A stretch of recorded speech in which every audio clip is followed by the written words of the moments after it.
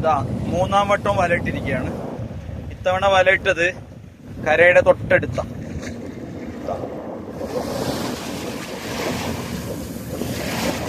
കരയുടെ തൊട്ടടുത്ത് വലയിട്ട് ഇങ്ങനെ പ്രതീക്ഷയോടെ കാത്തു നിൽക്കും.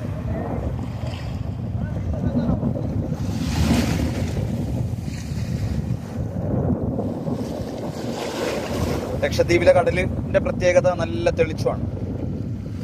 എല്ലായിടത്തും നല്ല തെളിച്ചുള്ള കടൽ. ചില ഏരിയകളിൽ മാത്രമേ തിരകളുള്ളൂ. ഇവിടെ ചെറിയ തിരകളുണ്ട്, പക്ഷെ അപകടകരമായ തിരകളല്ല.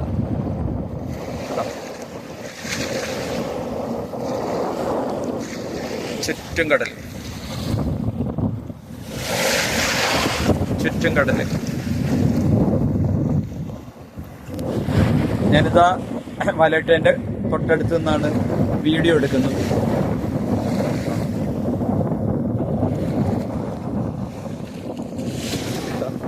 ഇവിടെയാണ് കരയുടെ ഭാഗം, ഇവിടെയാണ് ഈ കര. തിരകൾ പതുക്കെ കുറച്ച് ദൂരം മാത്രമേ കരയുള്ളൂ.